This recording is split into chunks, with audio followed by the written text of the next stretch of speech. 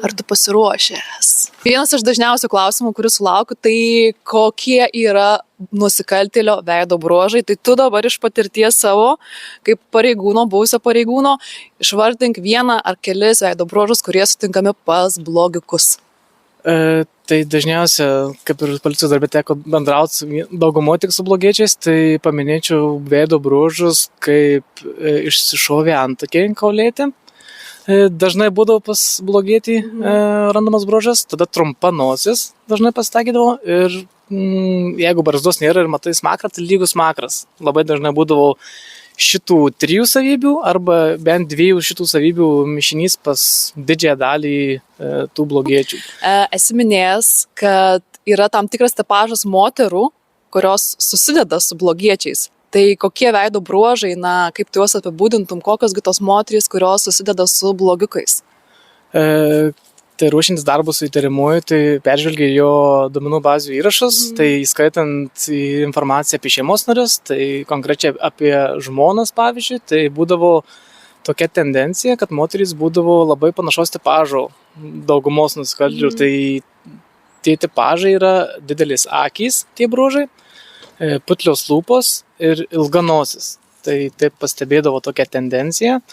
Tas būdavo toks kaip kontrastas, nes labai agresyvus ir atšiaurūs vyro veido bruožai, o moters veido bruožai atvirkščiai tokie labai švelnūs ir tokios lyg užjaučiančios moters, geros moters. Tai toks kontrastas būdavo ir dar tas buvo įdomu, kad kai kurie nusikaltėjai turėjo ir, jau 3 žmonas yra turėję ar 4 panašiai.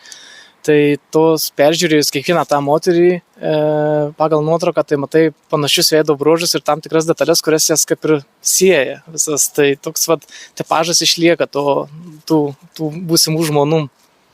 Aš dar norėčiau grįžti prie pačių blogiečių, tai tarkim, nežinau, atvykus į iškvietimą ar susidūrus su grupe blogiukų, kaip yra atrenkamas, kurisgi čia bus tas agresyviausias? Ar pagal kūno sudėjimą, ar pagal tik tai veido bruožus, koks tas yra pasąmoningas suvokimas, kad reikia pirmą griebti šitą? Tai dažniausia, aš kol nedirbau, taip įsivaizdavau, kad visada pirmas ir agresyviausias bus kuris aukščiausias ir didžiausias ir masyviausias, bet iš praktikos tai realiai niekada nebūdavo tas žmogus. Tas didžiausias ir raumeningiausias, pavyzdžiui, tas būdavo ramiausias dažniausiai, o reikėdavo žiūrėti tas, kuris inicijuoja konfliktus, yra toks kaip pravadyris tos visos situacijos. Tai, nes, pavyzdžiui, jeigu 2 pareigūnai yra ir 6 tie žmonės, tai reikia žiūrėti, kuris iš jų yra lyderis, kuris yra iniciatorius kažkokio kipišo, tai jį reikia išskirti iš visų. Ir tada su juo atskirai kalbėtis. Geriausia, kad net nebūtų to pačio patalpoje, nes jam reikia savo vaidmenį atlikti kaip lyderio ir jis tą, ką daro, atskirtas atskirai, jis visiškai kitaip jau tada pradeda bendrauti, nes jam tiesiog reikia palaikyti savo kaip įvaizdį. Tai tas pats žmogus, kaip apibūdinčiau to bruožas, tai turbūt irgi, kad kaulėti antakiai, lygus smakras dažnai būdavo ir trumpa nosis. Teoriškai veidotyroje platus veidas yra lygų vadovas. Tai jeigu žiūrėti į nusikalstamą pasaulį, tai irgi, platus veidas turėtų būti tas lyderis. Bet galbūt čia truputėlį kitaip vyksta dalykai. Tikrai atsinu, kad nebūdavo pats plačiausias veidas iš tos grupuotės, nes tie, kaip minėjau, aukšti žmonės ir stambus, tai būdavo platesni tų žmonių veidai, bet tas veidas tikrai nėra siauras, neatsinu ne vieno lyderio, kuris būtų su siauru veidu. Būdavo platus veidas, neplačiausias, prie to veido dar būdavo tie veido bruožai, tokių kaip to blogiečio, tai antakiai, trumpa nosis smakras, dar pats kaip... Atsikišęs smakras būdavo. Pats smakras toks būdavo kartais atsikišęs, kartais toks tiesiog masyvesnis, toks didesnis, daugiau mėsingesnis, tai tokius pastebėdavau. Ką yra lengviau palaužti apklausoje? Ar yra tekę pastebėti, koks žmogus, jis bus tas, kuris lengvai palaužiamas, tai yra prisipažins padaręs tą nusikaltimą? Ten būdavo apklausos ne tik apie įtarimų, bet ir kaip liudytojų, kurie turi tam tikrą, žinom, kad aplinkybės matė, bet turi patvirtinant, tai psichologiškai dažniausiai silpnesnis moterys būdavo, kurias būdavo lengviau tą tiesą iš jų išgauti. Taip pat būdavo lengviau su žmonėm tiesą išgauti, kurie nebuvo praeitie teisti. Ir, kai vadinkim, geras pareigas užimantis ir, tokie, vadinkim, paprasti žmonės, neužsiimantis bloga veikla. O palyginus sunkiausia būdavo, tai su tais, kur daug kartų teiste.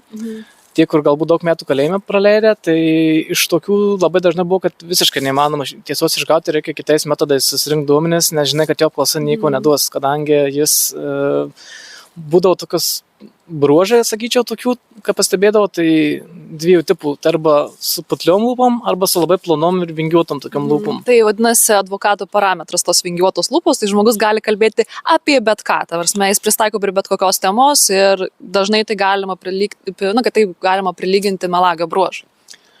Tai jo, tai tas su storom lūpom būdavo daug šneka, bet dažniausiai apeina visą tą, ką reikia, kas svarbiausia, tuos lyg apeina taip ir šneka apie nesusijusius dalykus, tai tada leidėjami išnekėti ir paskui eini prie tos temos konkretin, o tie, kurie būna su vingiuotom plonom tom lūpom, tai pasitaikydavo dažnai, kad tiesiog tu žinai, kaip buvo prieš apklausint, tu visą vaizdą žinai, kokia situacija buvo ir tai yra arba prisipažįsta žmogus ir tam tikrai kiti įrodymai, arba tada tik tam tikrai kiti įrodymai, liudytojai ir žmogus neprisipažįsta. Tai tokie galima variantai.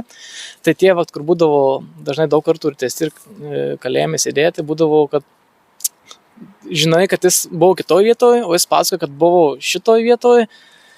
Dar paklausė apie aplinkybės, jis pasakoja, buvo tokia mašina, buvo tokie žmonės, nors žinai, kad jis visai kitoj vietoje buvo, bet jis tiesiog, tai užduoda klausimą, ar jis iš eigos pradeda improvizuoti tokias pasakyti dalykus, kur kaip kūryba būtų, bet tu nepasakytum, kad tai kūryba, taip kaip išneka. Jo, tai čia jeigu prie viso to prisideda dar ir kūrybos parametrai ir dar labai plati aukšta kakta, tai tada jau čia gaunasi pastiprinimas tam gebėjimui kalbėti tai, ką reikia. Aš esu pastebėjus, kad apskritai pareigūnai turi tą tokį filtrą, ar ne, iš patirties, atskirti tą blogiuką, blogietį, nusikaltėlį, tiesiog, ar ne, iš darbo patirties. Bet kaip manai, ar šį pareigūnam būtų pravartu praplėsti šitas savo žinias pasąmoningas, ar ne, per patirtį sukauptas, tokiom oficialesnėm veidotyro žiniom, kad tai būtų patvirtinimas, kad šitas bruožas reiškia, kad žmogus yra linkęs aktyviau sureaguoti strese, ar ne, jis galbūt šitas bus daug agresyvesnis. Ar būtų verta visgi kiekvienam pareigūnui žinoti bent jau pagrindus? Manau, tie, kur reaguoja gatvėje, daugumoje, kaip sakant, dirba su žmonėm, tais įtariamaisiais pavojinga žmonėm, tai būtų pravartu tą žinoti, jie tikriausiai tą žino, pasąmoningai jaučia. Bet galbūt būtų toks užtikrintesnis, jeigu žinotų, atkreiptų dėmesį konkrečiai į tą bruožą, ar ne? Tokia kaip edukacija tai tikrai praverstų, labai praverstų tiesiog vien tai kalba apie agresyviai nusteikusius žmonės, kurie gali kelti pavojų ir jų nuotraukas iš priekio, iš šono, kokie ten tie bruožai, kur, sakykime, signalizuoja, kad bus pavojus, nes kaip ir dabar girdėjom visuomenėje tokios situacijos, kur susišaudymai, agresyvų žmonės, kur užpuola, sužaloja, tai galbūt pažiūrėjus į tą žmogų, galima iš anksto įvertinti, ar iš to žmogaus gali pagal veido bruožus išsirutuliuoti kažkoks konfliktas ir jau nukentėjimas, ar net kažkokio ginklo panaudojimas, ar tas žmogus tik tai, kai būna tie šunys, kur garsiai loja, bet nekanda. Jo, supratau. O tai kokie tie šunys, kur garsiai loja, bet nekanda? Ar galėtum kažkokią kombinaciją dabar šitą, žinai, veido bruožų suvesti? Tai būdavo tokie, kaip ir atvyksti iš kvietimą, būna garsiai loja, bet tada rutuliuosi situacija, tai taip nieks ir nekanda. Tai, kaip sakant, tas žmogus garsus labai būna, dažnai būna su siauru veidu arba kaulėtu, pastebėdavom. Ir būdavo, tiesiog nebūdavo agresyvių veido bruožų. Tu jį pamatęs, tam pareigūnui pasąmoningai neteina tokia nuojauta, kad kažkas gali būti negerai. Jis tiesiog taip, kaip atrodo paprastas, normalus, geras žmogus, tiesiog garsiai reikia. Tai, bet tu matai, kad jokių kitų nėra požymių, kurie tą galėtų užšaukti didesnį konfliktą. Tas pats plonas kaklas būdavo, nes pavyzdžiui, jeigu pastebėdom kažkaip turbūt irgi pasąmoningai, kiek pamenu, kad jeigu žmogus su stambiu kaip kaklu, storu tokiu kaip sprandu masyviu, nebūtinai raumeningas, bet būna tokie augaloti, tokie vyrai, pavyzdžiui, nebūtinai ir sportavę. Tai toks pasąmoningas jausmas, kad reikia su kolega tartis, gal net apie pastiprinimą galvot, jeigu nori prie jo eiti, nes tada jis toks jautiesi, kad jis daug pranašesnis yra, kad ir tu su spec priemonėm, bet vat, kad čia reikia pagalvoti ir apsitart ne vienam, vat, tiesiog prieiti prie tų žmogus ir kažką daryti, tai vat, toks jausmas būdavo su storu kaklo žmonėmis. Jo, tai storas kaklas tai rodo, kad žmogaus komforto zona yra labai labai plati, tai yra jo labai didelė streso tolerancija, tai jis pamatęs policijos pareigūną, jis tikriausiai jokio streso nejaučia ir jis gali priimti šaltą apgalvotą sprendimą ir tikriausiai apskaičiavę savo jėgas gali imtis kažkokių priemonių. Nors šiaip tokie žmonės teoriškai nėra tokie užsidekantys degtukai, jie veikia ganėtinai apgalvotai, jeigu kiti bruožai tą papildo. Jo, pastebėtų, kad iš tiesų stambiu kaklu dažniausiai būdavo ramus, bet pavyzdžiui, jis ramus, viskas tvarkoja, ten nereikia ne ką, bet jeigu, pavyzdžiui, reikia su juo važiuoti į komisariatą, o jis ten ramiai, aš čia būsiu namie ir aš niekur nesiruošiu važiuoti, tai matai, kad tas artėja, jis, vadinkim, nei priešinasi, nei mušasi, bet jis tiesiog pasyviai vengia. Tai tą pasyvų vengimą, žinai, kad reikės ta stadija neveikia, reikės imtis kažkokių aktyvių veiksmų. Ir jeigu iš tokį žmogų, jau mes jau jį paklibinsim, ir jeigu mes jį sunervinsim, tai tada sprogimas bus, ta prasme, storas kaklas. Ne, jis ramus, kol ramus, tai viskas ok, bet jeigu bus sprogimas, tai tada... Tada jau, tai vat ir pagalvojau, su kolega apsitart, ar gal net pastiprinimo, nes matai, kad čia gali būti sunku. Tai dar neini iki tos stadijos, kad jau čia kažkokie tai prievartiniai veiksmai, bet dar bandai tikinėti, bet matai, jeigu tas jau neveikia, tai vietoje sugalvoju, ar pastiprinant keitiesi, ar su kolega kažkaip kooperuojasi ir kažkaip reikia tą žmogą, jeigu pargabenti komisariatą, tai va tokia situacija. O be dėl veidotyros edukacijų, tai buvo, jeigu neklystu, keli miestai pasisamdė tokia kaip veidoskaitos kaip lektorių ir jiem pravedė, bet ten tokia buvo gal kaip, vadinkim, kaip team buildingas ar kaip toks užklasinė veikla, kad čia pažintiniais tikslais pasikviesti ir pakalbėti apie būtent tuos bruožus, tai kai kurie kelių miestų komisariatai yra tą darę pažintiniais tikslais, kad žinot konkrečius tos, ne tik pasąmoningai, bet ir konkrečius tos bruožus. Jo, nes tai suteikia ir pasitikėjimo savim, būtent tą savo nuojautą, tai tada gali būti užtikrintesnis dėl šitų dalykų, kad kvies pastiprinimą, nes aš matau, kad šitas žmogus gali būti agresyvus. Esu girdėjus tą pasakymą, kad policininkas ir nusikaltėlis yra ganėtinai panašus, tik skiriasi vertybės. Tai kokie veido bruožai yra stinkami ir pas policininką, ir pas nusikaltėlį? Dažniausiai. Tai pagal save sprendžiant, kiek pastebėjau pagal save, tai dažnai būdavo platus žandikolis dažnai būna. Kaklas toks link storesnių, neplonas. Aš čia gal apie vyrus kalbėsiu, nes man kažkaip lengviau.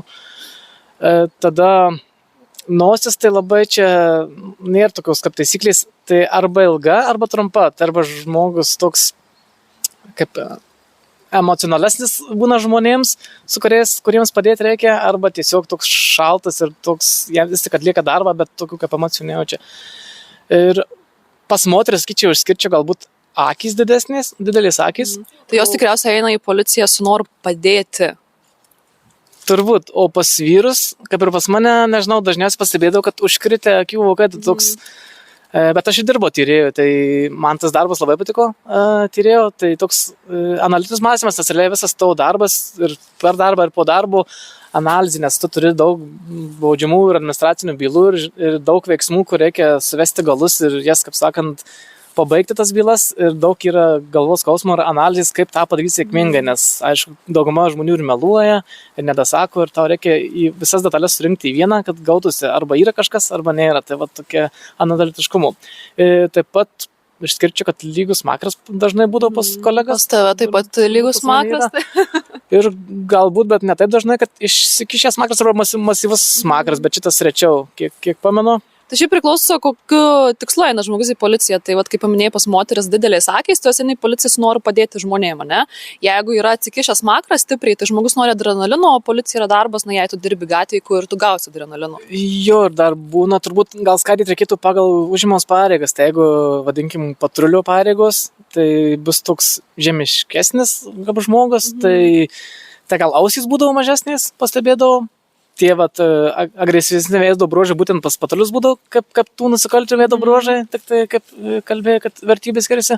O pas tyrėjus tai galbūt labiau tos užkritę akių vokai, nes analitinis darbas ir šiaip platus veidas, kadangi tu dirbi su daug žmonių skirtingų, su daug įstaigų bendradarbiauji, tai tokio reikia kaip tvirto žodžio savo. Ir kartu pasąmoningai skleis žinia kitiem nusikaltėliam, kad aš irgi esu stiprus, ta prasme, nes žandikaulis pasąmoningai man pasako, kad ant kiek pas mus priešais mus yra didelis liūtas ir stiprus. Tai ar turi ką papildyti čia? Labai šiaip patikdo, ir nemažai buvo pareigūnų, kurie intensyviai sportuoja, pavyzdžiui, ir vadinkim, paskui situacijose, kad nuvykstam ir vadinkim blogėtis pasvartavęs ir policininkas pasvartavęs, bet jis policininkas dar su priemonėm, tai toks lyg, vadinkim, dvi barikadų pusės, vieno vertybės ir gyvenimo į tą pusę palenkiai būdas, o kito į tą pusę palenkiai ir va taip, kaip ta pati moneta, bet dvi jos pusės skirtingos. Tai pavyzdžiui, teko girdėti ir kad iš tų, vadinkim, kur nusikaltėlio kelią pasirinko, kad jis vaikystėje turėjo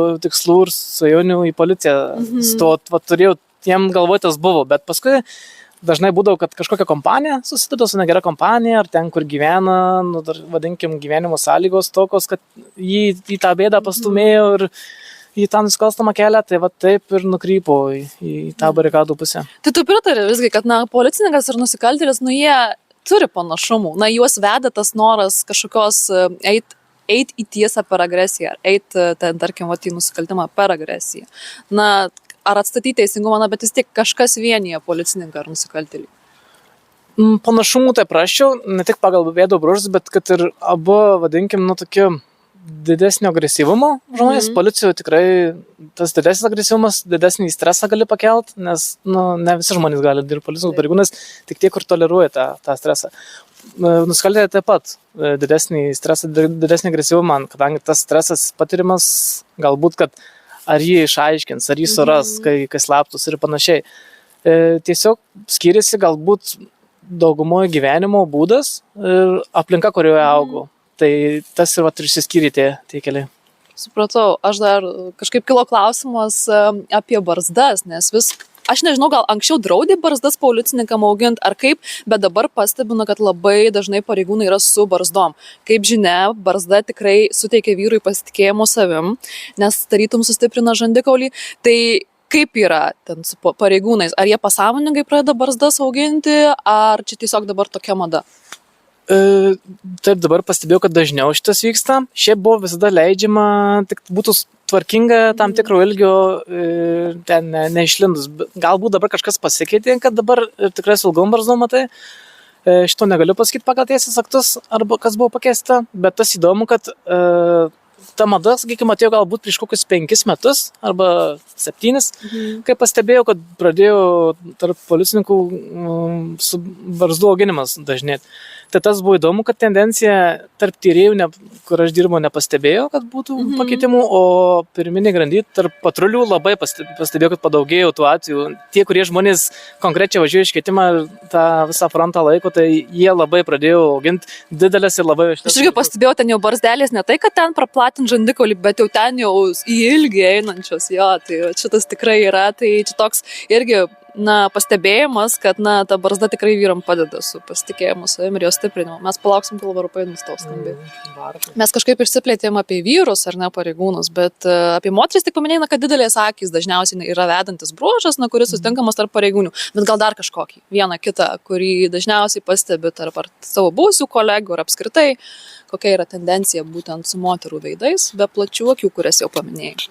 Galbūt dar išskirčiau platų žandikaulį. Dažnai pasitaikydavo, kad moterys plačiai žandikaulis kaklas nebūdavo storas, pas daugumą plonas kaklas, galbūt ilgesnis kažkiek, bet ten neišskirčiau storo kaklo. Galbūt dar daugumos putliaus lūpos būdavo, bet čia reikia atsimint. Aš dirbu su tyrėjom, tai tos, kurios daugumai bendrauja su žmonėmis ir juos apklausinėti. Tai kiek būdavo situacijose su tokia moterim, tai su jom važiuojant į iškvietimą, dažniausiai jos kažkaip nukalbėdavo tą visą agresiją ir tas visas net neišsirituliuodavo, dažnai net į konfliktą ir tiesiog tą žmogų nugydydavo ir taip, vadinkim, įkalbėdavau daryti tą, ką reikia, kad, tarkim, važiuoti į komisariatą, tai net išvengdom to su konflikto. Dažnai tai būdavo, bet, aišku, ne visada. Tai atradom tavo tokį vieną pliusą, būtent moteris pareigūnės, kad ji visgi gali iš empatijos pusės, iš komunikacijos pusės, ar ne, apeiti tą sistemą ir nepulti agresiją, nes vyras apskritai testosteronas, ar ne, taip toliau, tu susitinki su nusikaltėliu ir iškart įvyksta ten konfrontacija, ar ne. Tai ta agresija, kai sužaidžia, tai tada jau... Dar galbūt paminėčiau, kad nosis ilgoka buvo, kiek man dabar vaizdiniai. Ir šitie skruostai dažnai būdavo tokie didesni. Tai taip gal tokie, vadinkim, tokie, tos moterys būdavo jau savim pasitikinčios, tokios jau kaip stiprios, vadinkim, lyginant su įprasta moterim. Tai pripratau prie tokių kolegių, tokių moterų, tai man atrodo, kad visos moterys tokios, bet iš tikrųjų kitose srityse darbo moterys, taip sakant, paprastesnės ir švelnesnės negu policijai. Supratau, tai tie skruostukai dideli, tai automatiškai tai rodo apie kategoriškumą, kategorišką nuomonę, jeigu išsišovė skruostai, tai irgi tas yra poreikis tokių pokyčių, ar ne, tik tai nėra agresyvių kažkokių pokyčių ir nuotykių. Tai su ta kažkokiu adrenalinu jos kažkaip turėjo būtent susidoroti, nes jeigu sakai kaklai ponesnė, tai visgi tų baimų tikrai buvo. Tai gal kaip tik su būtent tokiu darbu jos plėtė savo tą, komforto zoną ir tai paaugo kaip asmenybės, aš taip galvoju. Tai dar galim padaryti tavo veido tokią kaip analizę, nes tavo veidas šiaip kaip pareigūno tai labai tinkamas. Tai aš jau čia filmuoju, darom, tada tai tiesiog tu pasižiūrėk į kamerą, tiesiai aš trumpai papasakosiu būtent apie veidą. Tai šitas žmogus, mano vyras, yra buvęs policijos pareigūnas ir jo veidas tikrai labai tinkamas būtent šitam darbui. Tai visų pirma, mes matom platų žandikaulį, kuris dar yra sustiprintas ir barzda. Ar ne, tai iškart stipri nuomonė, valia. Šitą barzdą pradėjau ginti su savo žmonos, nes iki tol nebuvo man tokio noro net, o paskui, kaip sakant... Tai tu kitaip sakai, kad darbas policijoje nebuvo toks stresuojantis, kaip gyvenimas su manim?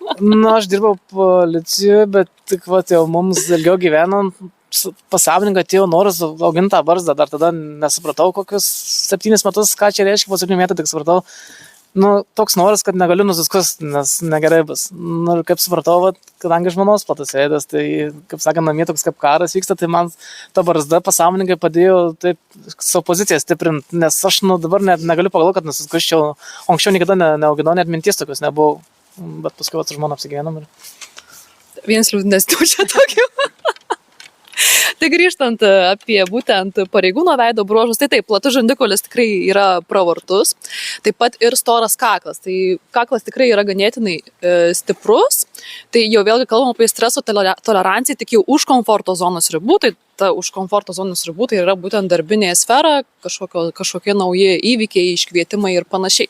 Kitas svarbus dalykas yra lygus makras iš priekio, čia galbūt per barzdą ne visai matosi, bet lygus makras. Tai vadinamas kario parametras ir jau esant su tokiu parametru yra rekomendacija užsiimti bent jau kažkokia ekstremalesnė veikla arba jau dirbti tokį darbą kaip policija arba kariuomenė ir panašiai, nes yra poreikis adrenalinui, norisi laimėti, nugalėti, užimti pirmas pozicijas ir yra sunkiai ištveriamas pralaimėjimas. Ką noriu papildyti? Jo, dabar kaip jau apie 9 mėnesių išėjau iš policijos, tai kažko trūksta, toks kartais erzulys viduje kyla, tiesiog situacija lygio vietoje. Nežinau, aišku, aš pasiilgstu to darbo policijos, nes tikrai, buvo taip atrodo, ryšiau ir pasikraunė, taip jis toks psichologiškai sunkus, bet ir toks labiau motyvuojantis ir kai kažką pabaigė, ar sėkminga byla, ar ten kažkokia operacija, tai taip labai geras jausmas užplūsdavo. Dabar dirbant kaip IT marketingo specialistas, jau to tokio jausmo nepatiriu. Nėra adrenalino to ir kažko trūksta. Tai tokiu atveju šiaip rekomenduojama eiti į kažkokį tai sportą ar kažkur išsikrauti, turėti hobį, šaudyti, vairuoti kažkur greitai ir panašiai. Nes yra tas poreikis ir jis neužpildytas ir kai jis neužpildytas, gali kilti agresija lygioje vietoje, nes tokie žmonės yra linkę reaguoti ūmiai. Tai yra nedaug tai reikia, kad tiesiog pasikurtų visa sistema. Čia šitas viskas gerai stoja. Toliau. Matom, pirmiausiai zona jinai yra ganėtinai ilga, tai žmogus turi emocinio intelekto, ar ne? Tai yra tas bruožas, kuris sako, kad tokio žmogaus vertybės yra tokios, geresnės negu nusikaltėlio ir plus yra kunigo vadinamasis parametras. Jūs gal jo nepamatysit, aš galbūt įdėsiu nuotrauką priartintai, tai yra nosies susiaurėjimas šitoj vietoj. Tai reiškia, kad tokiam žmogui yra svarbu matyti prasmę tame, ką daro. Tai policijos darbe, kokia buvo tavo ta misija, kokią tu prasmę matei čia, atstatyti teisingumą, nežinau, padėti žmogui? Jo, aš pagrindinė turbūt, kad padėti žmonėm, nes pats toks gyvenimas dažnai buvo kaip ir silpnesnis, žemesnis, mažesnis, tada pradėjau sportuoti intensyviai, tada jau, kaip sakant, baiginėjausi mokyklą, tikrai buvau sporto intensyviai ir galvoju, ką čia kur čia nukreipti savo gyvenimą, kad būtų darbas ir įdomus ir būtų toks kaip fizinių iššūkių. Tai tada pasirinkau tarp kario ir pareigūno profesijos, tai pasirinkau pareigūno profesiją ir įstojau mokintis, ten buvo aktyviai ir fiziškai ir užsiėmimų daug ir imtynės, taip toliau labai patiko. Paskui pabaigus įsidarbinau policijoje, tai toks realizavau save, kaip ir norėjau, padėti silpnesniem, padėti, matai, kur neteisybė, tai man labai būdavo visada pikta, kad neteisybė kažkokia ir tu nieko negali padaryti, tai dabar galėjau padaryti, kaip sakant, tą bent kažkiek pagerint, sakykime, gyvenimą, kurie nuskriausti yra, tai lygiai 10 metų tam atidaviau, tai tikrai buvo tas, ką norėjau daryti, vykdyti teisingumą ir kad darbas būtų įdomus ir vis naujų iššūkių būtų. Tai kiekvieną dieną šitam darbe tu atsiverti, kaip sakant, kas nutiko per naktį, tai toks kaip nauja serialo serija, vis kažkas naujo, kažkas kažką užpuolė, apsivogė, konfliktai ir taip tas gyvenimas eina, tos šeimos skiriasi, tuokiasi, tada vaikai atsiranda, vaikai auga, savo pradeda kelius blogus mint, grupuotės susideda ir taip matai visą tą gyvenimo ratą tam darbe. Ir atėjo tas supratimas, kad viskas sukosi tiesiog ratu ir iš esmės kaip nieko tu nepakeisi pasaulio, ar ne? Jo, labai daug, kiek pastebėjau, priklauso nuo gyvenimo kaip kvartalo, net gyvenimo namo, vadingi, kur yra kaip ir vienas prasčiausių rajonų, prasčiausių namų nusikalstamumo atžvilgiu, tai ten vieni nusikaltėliai ar, kaip sakant, yra uždaromi į kalėjimą ar emigruoja, tada atsiranda jaunesni perima jų vietą, broliai, vaikai ir taip tas ratas eina iš kartos į kartą, taip, kai kurie pasprunka iš tos aplinkos ir normal žmonės tampa, bet dauguma vis tiek įtraukia, dauguma ta aplinka, kurio vien būdamas tu jau gyvenime dėlį tikimybė, kad pasuksi blogais keliais. Tai toks paskui supranti, kad čia tiesiog toks gyvenimo ratas ir nelabai tu ką čia ir pakeisi, nes tiesiog viskas sukasi ratu. Tiesiog tam kartui tu pakeisi, pagelbėsi, bet atsiras naujas kažkas. Jo, atsiras viskas naujas, tai čia yra apie tai, kad viskas tai periodiškai kinta ir keičiasi. Tai grįžtant prie tavo veido, dar iš šono pasisuktum, tai matom labai gražią lygią tiesią nosį, ar ne? Gali atsisukti. Tai rodo, kad žmogus yra ganėtinai sistemingas, ar ne, patinka tvarka sistema, tai tą sistemą galima irgi prilyginti tam įstatymų laikymuisi kažkiek, ar ne, nes yra aiški struktūra, aiški sistema, ko tu turi laikytis. Taipogi žmonės su tiesia nosim iš šono darbe labai mėgsta gauti ne tai, kad gerą atlygį, aišku, atlygis irgi svarbu, bet mėgsta kažkokį gauti kaip pripažinimą ar įvertinimą. Tai policininko darbas buvo dėkingas tuo, kad yra kažkokie medaliai, įvertinimai, padėkos, kas suteikia tokią, širdutę paglosto. Taip, tai aišku, yra įvairių tų motyvacijų sistemų, tiek tie medaliai padėkos, tiek ir piniginė išmoka, tiek ir papildomas atostogų dienos, yra ir pakelimas pareigos ir laipsnio pakelimas įmanomi. O kas tau buvo fainiausia gauti, ta prasme, iš tų? Ar buvo svarbus tie titulai? Aš žinau, kad buvo svarbus, nes tu dalyvavai ir konkursuose ir tau buvo noras gauti tuos medalius. Taip, man buvo tas ir pripažinimo noras, ir tų kažkokių laimėjimų noras, tai teko ir per tą 10 metų karjerą ir padėkų gauti, ir Seimo, ir viršininko, ir medalių už nepriekaištingą tarnybą, už nuopelnus. Aš labai mėgdavau dalyvauti tokiam pareigūnų konkurse, kur varžaisi su kitais pareigūnais įvairiose srityse, kaip šaudymas, varavimas, taktika, žinios ir taip toliau. Tada jeigu laimi savo apskrityje, tai važiuoju Lietuvos su kitų apskričių laimėtojais ir ten varžėsiu Lietuvos mastu. Tai teko laimėti tą konkursą 2020 metais, o Marijampolės apskrityje teko čia 5 kartus laimėti. Tai man tas labai patikdavo, toks buvo kaip savęs išbandymas ir iššūkiai, kas man turbūt dabar labiausiai ir įsiminė per mano darbą, kad įvairių situacijų išgvildenimas. Toks kaip tavo profesionalumo patikrinimas, kaip tu įvairiose situacijose elgtumėsi, bet jau visais aspektais, nes tas konkursas Lietuvoje trunka apie 3 dienas, tai labai intensyvus ir labai išmušantis iš vėžių. Jo, bet tą kario parametrą tai pamaitindavo, man atrodo, ar ne, adrenalino, plus tu varžais, rungtyniauji, ir jei dar pavyksta laimėti, tai tada būna toks, fainas labai jausmas. Ir dar turiu ryškų labai parametrą, tai užkritusius akių vokus, tu juos paminėjai čia kažkuriam atsakyme, tai yra analitiko bruožas ir kartu praktiško žmogaus bruožas. Tai mes čia kalbėjom apie tai, kad svarbus titulai, bet iš esmės praktiškumas irgi aukštam lygiai pas tave yra, kad svarbu gauti ir tą atlygį proporcingai įdėtam darbui. Ir kartu tai yra geras labai analitiko bruožas, tarkim kaip tyrėjų, tai yra tiesiog tobulas bruožas, nes tu gebi pamatyti ar ne smulkmenas, detalės ir kartu logiškai žiūrėti į situaciją su visom smulkmenom. O kaip, pavyzdžiui, kiti tyrėjai, ar pasižymė būtent tais užkritusiais akių vokais? Kiek pamenu, tai dažnai pasižymė užkritę vokai, yra kolegė, kur operavosi, bet tikėtina, kad vėl sugrįš į vietą, tai čia tiesiog, kaip pastebėdavau, kurie tokie analitiškesni, tai būtent jiem ir patikdavo tas tyrėjų darbas, tokia tendencija. O tie, pavyzdžiui, su smakrais, tokiais ilgesniais, didesniais, tai jie norėdavo būti gatvėje. Jie dažniausiai dabar esančių pareigūnų gatvėje, vadinkime, tie pirminiais grandies pareigūnai, tai jau su smakrais pasižymė dažnai ir labai su barzdas dabar pradėjo auginti. Irgi to pačiu daug tarp tyrėjų, kad barzdo auginimo taip nepadaugėjo kaip tarp patrulių.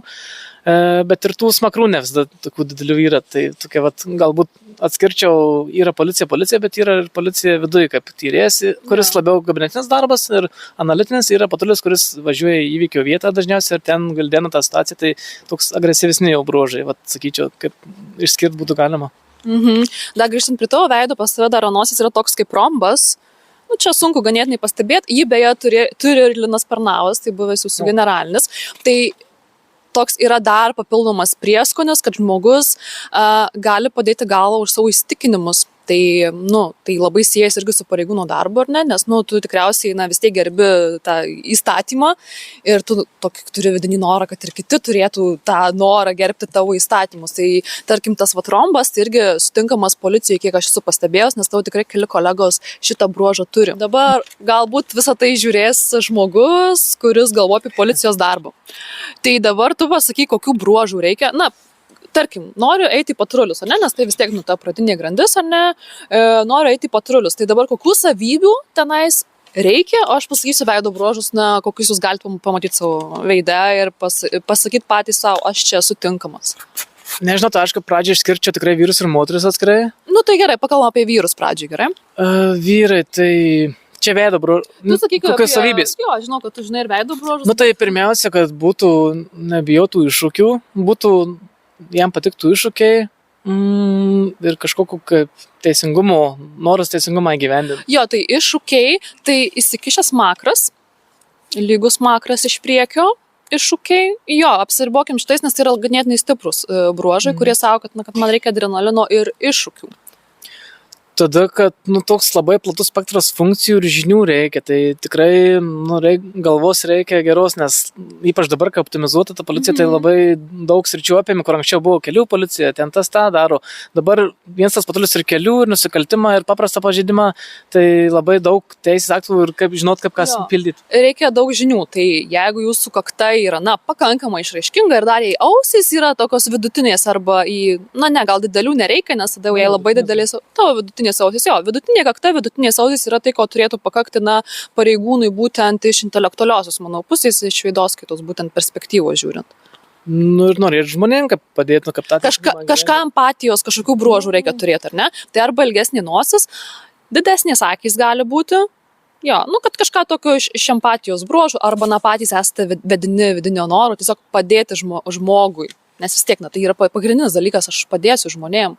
Arba, kaip sakai, atstatyti tą teisingumą kažkokį. Man pačiam, taip, aš labiau gal norėtų tą teisingumą įgyvendinti, kad nebūtų kažkokių nuskriaustų ir kad būtų tie, kur nuskriaudė, ten atlyginta jiem ten pagal tai, ką padarė, bet kad būdavo kažkokios, vadinkim, ar ten numirė žmogus, ar ten kažkoks, vadinkim, lavonas kažkas buvo, man tokių, kaip jautrių jausmų niekad nejausdavau, kažkokios vadinkim, neverkdavo aš tiek kartą atsisėdęs. Buvo kolegė, kur šalia verkdavo atsisėdęs, bet man tiesiog aš taip žiūrėdavau šaltai tą, nes, toks darbas, tau reikia, žinai, kad suformint tą, ir tada tu pasieks tą savo teisingumo vykdymo misiją, bet nebuvo, kad aš ten gedžiu ir liūdžiu kartu. Jo, tai esmė, kad nebūtų per daug empatijos, ta prasme, kad nebūtų perdėto jautrumo, ar ne? Tai perdėtas jautrumas ir ką tu sakai, kad tu esi toks kietesnis, tai nuo nosies nugarėlės priklauso. Pas tai nosies nugarėlė yra labai plati, tai išduoda, kad žmogus, nejaučia kito skausmo, ta prasme, tu pamatai sumuštą, ta prasme, tu galbūt iškart šoksi padėti, bet tu negalvosi, Dievo, kaip jam sunku, ta prasme, tu iškart galvosi apie pagalbą.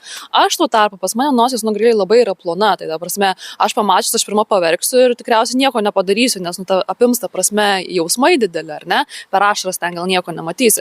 Tai va, tai kad tos empatijos būtų kažkokios, ar ne, ar tai tos prasmės matymas, ką tu turi tą kunigo parametrą, ar ne, bet kartu ir kad nebūtų tas perdėtas toks jautrumas, nes tai trukdys, ar ne, dirb darbą, ar ne, ten nuvažiuoja, ar tai ten lavonas, ar kažkas, ir tu viskas, tu ten naktį nemiegos, ar ne, tai kad šito išvengti.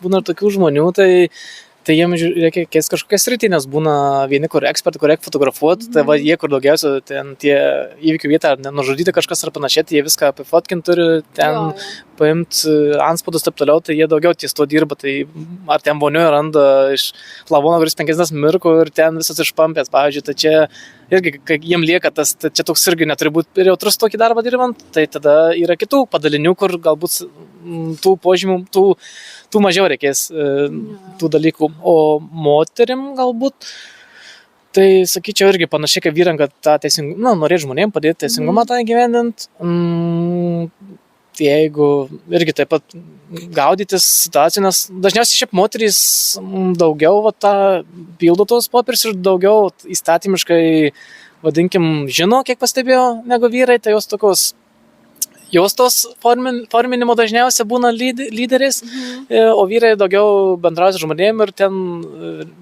vadinkim, veikia, o moterys tą visą formą dažniausiai tai būna, bet žiūrint, jeigu, pavyzdžiui, dvi moterys, tai kitaip persiskirsto. Ir aš tikrai žinau, kad kas žiūrės, tikriausiai bus tiem žmonėm įdomu, kodėl tu visgi išėjai iš policijos.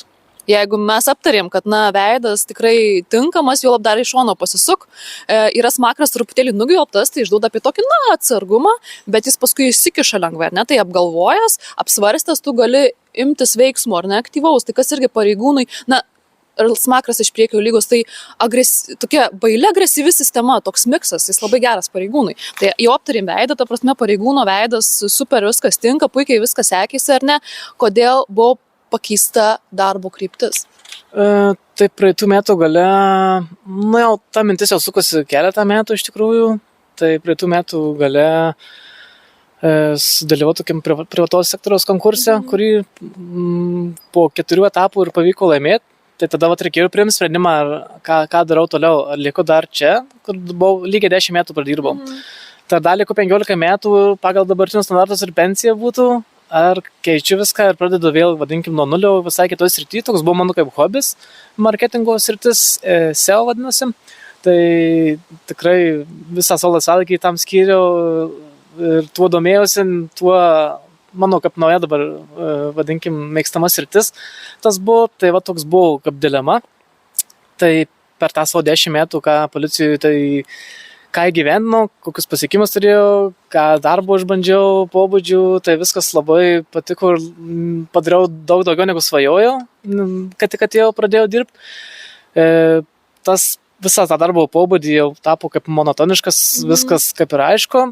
Didelį svorį tas darbo užmokestis turėjau, toks stagnuojantis ir niekam nepasiventis, vadinkim, nors ir buvo mano vyriausio tyrėjo pareigos gan aukštos, tai vadinkim, jau ten bent jau kokiais 300-400 daugiau nei kiti kolegos gauni, bet to tokia stagnacija ir perspektyvos žiūrėjimas, tai nutariau, kad perėsiu, tarkim, dar tas amžius, dar 33 metai, dar pats tas keistą sritį ir pradėsiu nuo nulio vėl naujų sritį ir su nauja perspektyva privačiam sektoriui. Tai aš dar noriu paminėti, kad šiaip tu apskritai daug ambicijų labai turi, nes nosis galiukas labai platus, ta prasme. Plačius nosis yra pas tuos, kas turi daug ambicijų, ar ne? Tai dabar klausimas, ar nenorėjai dar pakilti policijai pareigose, ne? Nes tai eina paskui jau viršininkai, kas jau irgi būtų dar kitas laiptelis. Tai kas nuo to stabdė būtent?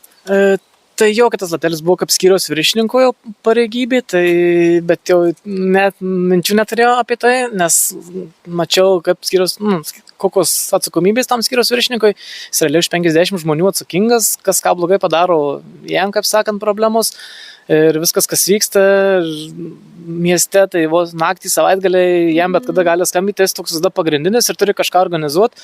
Tai ant tiek, kad kiek stresos patiria, kiek atsakomybės yra, tai palyginant atlyginimo ten santykį, tai nemačiau,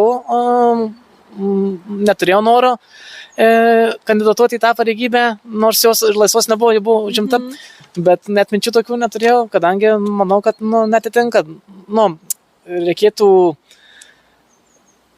daugiau savo sveikatos atiduoti ir dar daugiau streso patirti, kas manau, kad jau būtų per daug jau. Nes ir taip šitas darbas atima daug tikrai, ir stresas, ir sveikata, ir tu visą laiką mastai apie kažkokias bylas mastai.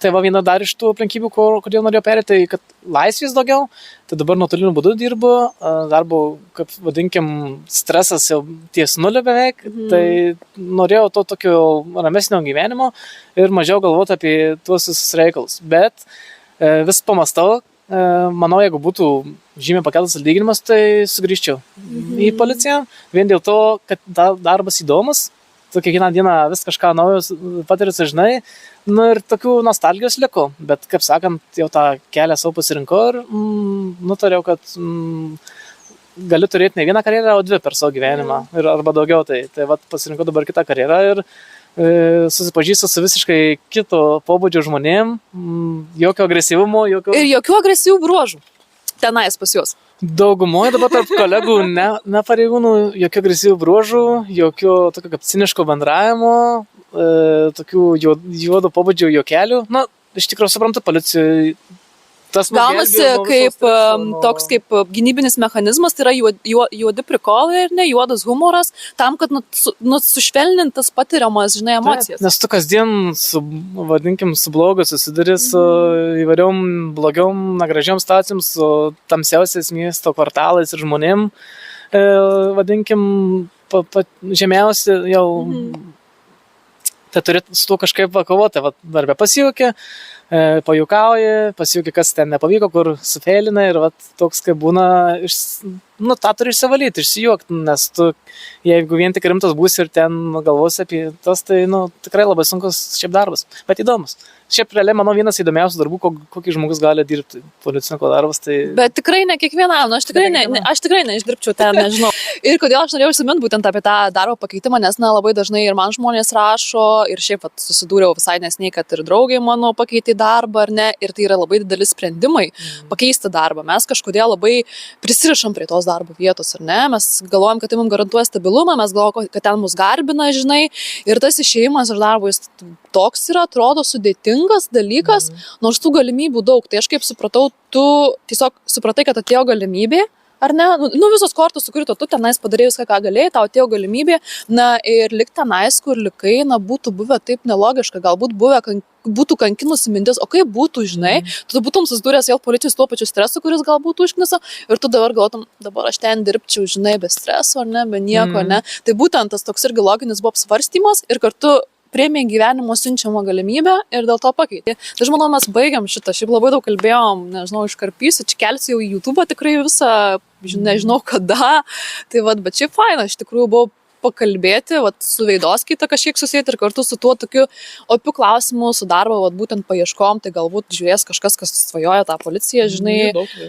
Jo, ir galbūt padėsim kažkiek apsispręsti ir kartu tikiuosi, kad supažinom su Veidoskaita. Dar galbūt kažką tokio pabaigai, ar ne? Aš kai pradėjau Veidoskaitos mokintis, ką tu manai apie šitą dalyką? Nelabai supratau, kas tas yra dar iš pradžių. Man tas buvo nauja. Taip, gal net nesu ir girdėjęs, apie kūno kalbą esu girdėjęs, kad, sakykime, tam tikra kūno kalba turi tendenciją, kad žmogus taip jaučiasi ar anaip, o kad apie veido bruožus, kad kažkokia tendencija, kad žmogus elgiasi arba mąsto vienaip ar kitaip, nežinojau, bet paskui pradėjus gilintis, gal pagrindę pagal save, kokie tie ryškiausi bruožai, tai užkriti antakiai, plonos lūpos, kad tiek daug nešneku ir toks taupesnis esu, ten vadinkim tas, paskui, kaip sakėjau, smakras, tas aš to nežinojau, kad ten tokia viškiai agresyvesnis jautiesi. O čia šiuo atveju sistemiškai taip atitinka veido bruožai ir mano, vadinkim, kaip aš mąstau.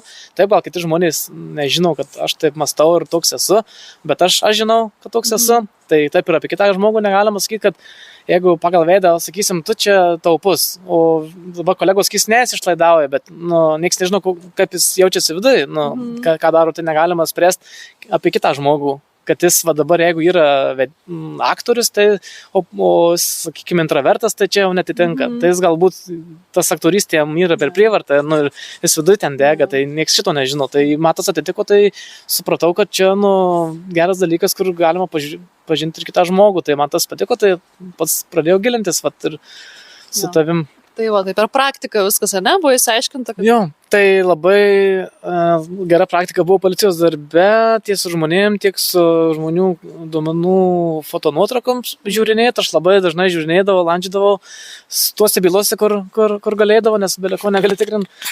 Žiūrėdavau ir jų vaikus, ir žmonas, vyrus, ir vadinkim nusikaltėlių, ką matau iš bruožų tų blogų.